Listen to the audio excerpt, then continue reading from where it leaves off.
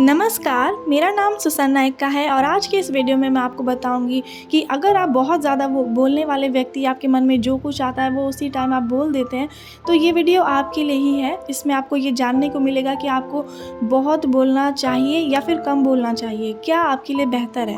और अगर आप बहुत ज़्यादा बोलते हैं तो उससे क्या हो सकता है, वो सब कुछ के बारे में आपको बताऊँगी, तो इस वीडियो को पूरा ज़रूर देखिएगा। आज इस संसार में ऐसे बहुत से लोग हैं जो अपने मन के अनुसार चलते हैं कि और वही बातें जो उनके मन में होती है वही उनके मुंह पर आती है। जैसे उनके मन में अगर दूसरे को प्रति पाप है, बुराइयां हैं, डाह है, ईर्ष्या, जलन, ये जो कुछ भी है, ऐसी भावनाएं अगर उनके मन में है, ऐसे विचार, तो वही उनके मुंह से भी निकलता है। और यही है कि हम जीभ का गलत इस्तेमाल कर देते हैं, दूसरों को श्राप देने में, दूसरों को गलत बातें बोलने में, या उनके प्रति बहुत सी ऐसी बातें करने में जो उनको बहुत ज़्यादा ठेस पहुंचा सकती है, और इस तरह से हम उनके ठोकर का कारण बन सकते हैं। हम इस बात को नहीं जानते, लेकिन जाने अनजान में हमसे ये हो जाता है।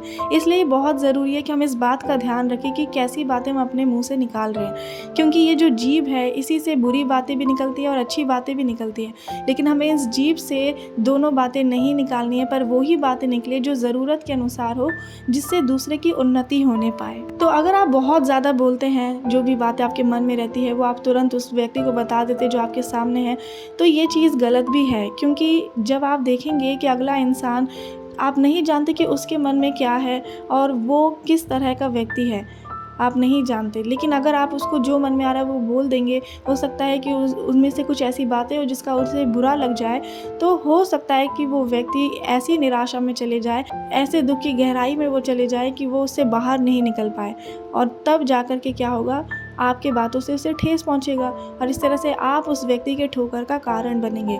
लेकिन वचन के अनुसार हमें किसी के भी ठोकर का कारण नहीं बनना है, क्योंकि बाइबल में लिखा है ऐसे लोग हैं जिनका बिना सोच विचार के बोलना तलवार के समान चुभता है।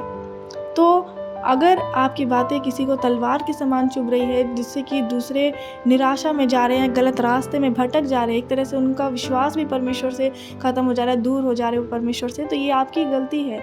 इसलिए आपको अपनी जीभ को नियंत्रण में रखना होगा, क्योंकि बाइबल में आप जहाँ कहीं भी पढ़ेंगे तो हर जगह आपको यही जानने को मिलेगा कि जितना हो सके आपको कम बोलना है, और जो कुछ बोलना है वो वचन के द्वारा होना चाहिए। बाइबल में आगे लिखा है कि बुद्धिमान के बोलने से लोग चंगे होते हैं। एक बुद्धिमान व्यक्ति हर बातों को जानता है कि उसे कब किस जगह कैसी बातें बोलनी है।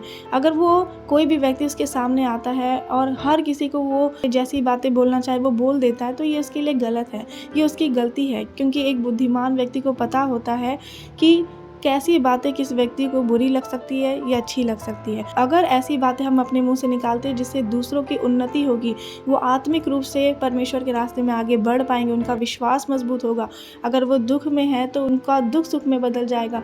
अगर वो बीमार है तो हो सकता है कि हमारी बातों से वो चंगे हो जाए, लेकिन वो हमारी बातों से नहीं होंगे, क्योंकि अगर हमारी बातों में परमेश्वर का वचन होगा उससे उनको चंगाई मिलेगी। तभी परमेश्वर का वचन कहता है कि बुद्धिमान के बोलने से लोग चंगे होते हैं। तो आपको इस बात का ध्यान रखना है कि क्या आपके मुंह से जो बातें निकल रही है, क्या आपकी जीभ से जो कुछ आप बोल रहे हैं, जो भी आपकी बातें निकल रही है मुंह से, क्या वो परमेश्वर के वचन के अनुसार है कि दूसरे की उन्नति हो रही है, दूसरे आपकी बातों से एनकरेज हो रहे हैं कि परमेश्वर के रास्ते में आगे बढ़े, और वो एक तरह से अपने बीमारी परेशानियों से आज़ाद हो रहे हैं, या फिर आप उनके ठोकर का कारण बन रहे हैं, आपकी बातें उनको तलवार के समान चुभ रही है।